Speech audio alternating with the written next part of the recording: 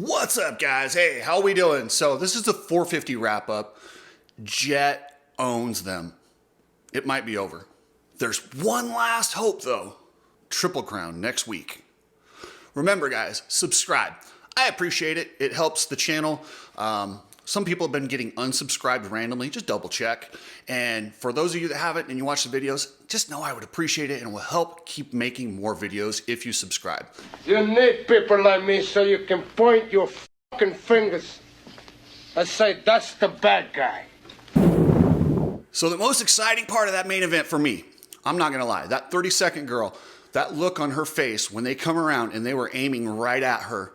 Oh my God, that was hilarious. It could have been tragic, but instead it was hilarious how that board, she just got, Cooper Webb kind of clipped the board just barely, and she just dives out of the way like her life depended on it. Because guess what? It probably did. But that was a great dive, a great save by her to get out of there.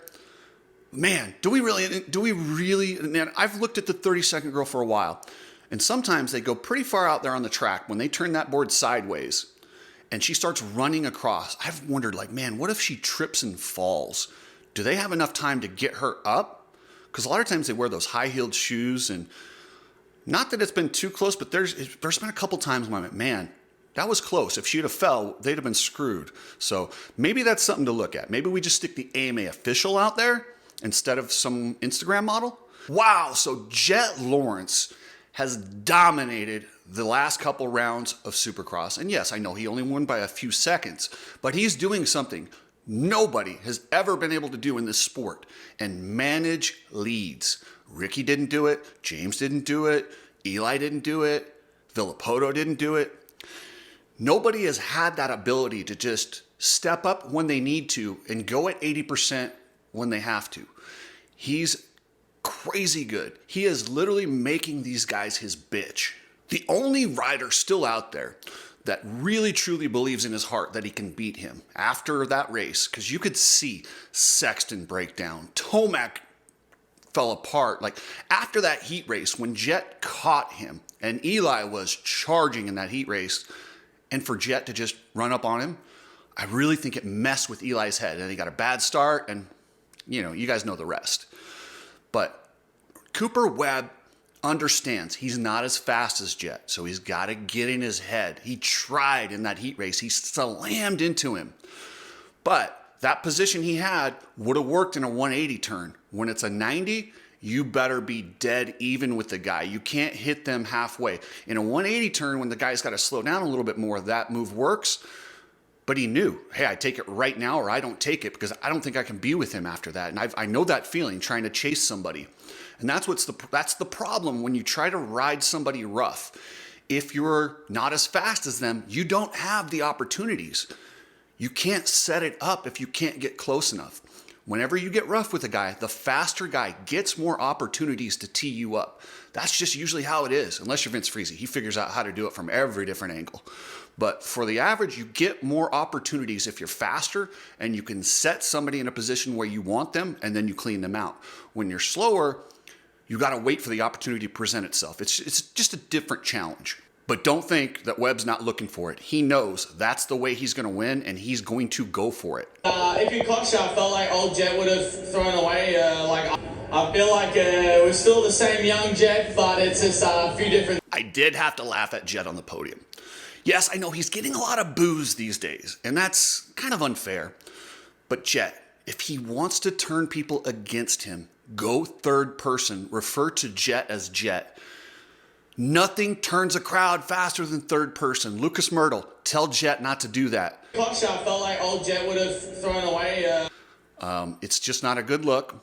And, you know, he is what it is. It's funny when he talks about, I think it's funny when he goes third person, but I'm telling you, look at the history of people that go third person. It sounds egotistical, and it will turn the fans against you, and he's already got that going against him. So maybe don't go third person if you want people like you. If you're trying to be the bad guy, go third person. Roxon, unlike these other guys, seems to have accepted his role as a guy who only wins once in a while, and he just puts in consistent rides. He likes the podiums. He's not there to win every round. He's just having fun. He reminds me of how Kevin Windham was in his career. He took the wins when they were there, but he had no problem collecting his paycheck, getting third, second, fourth. He was always right there, rode smart, smooth, and that's just who Roxon is right now. And I don't know, I can't knock him for it. Do you really want to go to that level? The level of danger he'd have to put himself in to go the same speed as Jett, I just don't think he wants to do it. But he'll take wins when they're there, like Glendale. And he's fast enough and talented enough to win when the opportunity presents itself, and smart enough to collect the paychecks for second and third. Those podium bonuses are pretty big. Amateur racing is sometimes a nightmare. Coach Rob's doing a show. It's about navigating amateur racing. Check it out. If you're heading into amateur racing and you want to know some of the pitfalls, go over to his website, subscribe, and watch the Amateur Navigation Podcast. Epic Garage Designs. Epic Garage Designs, the coolest stuff for your garage or your pit setup. Floors, racks, you name it. Go to epicgaragedesigns.com. So watching Sexton out there, he looked pretty good in that first heat, but guess who wasn't in that heat? Jett. Clearly, I think we can all settle that the Honda wasn't the problem with the front end issues, because he's clearly having front end issues on the KTM. I think I don't think he's accepted that he'll never beat Jett, but I think he's accepted that this year probably isn't the year that he's going to do it. He doesn't feel comfortable enough. He's just not where he needs to be mentally. I don't know what it is. He kind of has that championship hangover, like he won it last year. You have this burning desire when you haven't got that first one. It looks like that's going on with him, with the team change and everything going on, the hand injury. He just doesn't look like the same Sexton. I mean, the thing that was, he was the merchant of speed. That's where he got his advantage on everybody, was speed. He doesn't have it this year. He's right at the top, but he's not a half second faster like he was. So when he makes those mistakes, it's a lot more costly. Tomac, man, when I saw that heat race and his intensity in those first few laps, I'm like, oh, it's on. But then the way Jett reeled him in, I went, oh boy, Jett's a different kind of talent. And it really took the wind out of Eli's sails. I don't think he was the same the rest of the night. The main didn't go well. But Indianapolis, Triple Crown. This is a must win. And, that's an overused term in this sport. But if you want to control your own destiny, this sport can always change, just like Eli with his Achilles.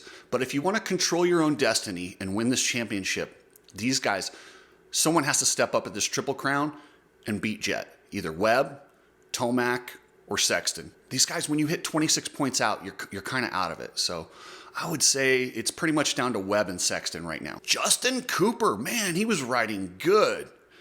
But we've seen this for him. I mean, he was the fastest qualifier at the Triple Crown in Anaheim too. I'm excited to see how he does at Indy. And, a lot of people made a big deal of there was no whoops at the track. But there was at Anaheim. He can ride whoops. I don't care what people say. Justin Cooper's just fine in the whoops, especially when they break down. He's a really good jumper. Look for him at Indy to be fast.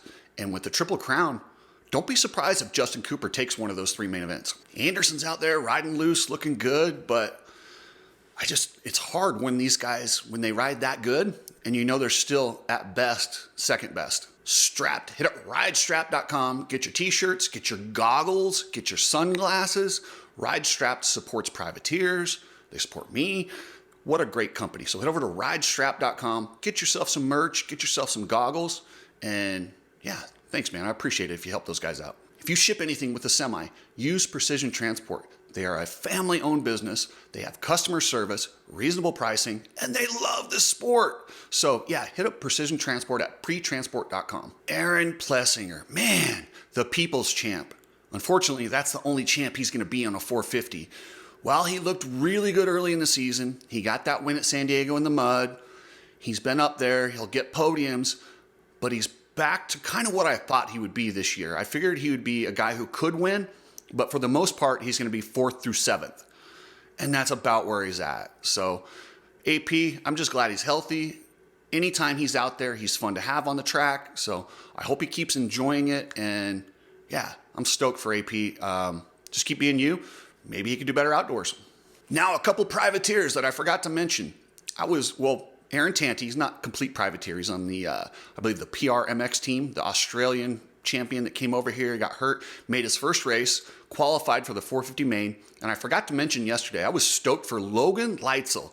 This is his first 250 main event. This is a good kid who's been at it for a while. And to see him finally get in the main event was awesome. Way to go, Logan. All right, guys, that's it for today. I will catch you guys later.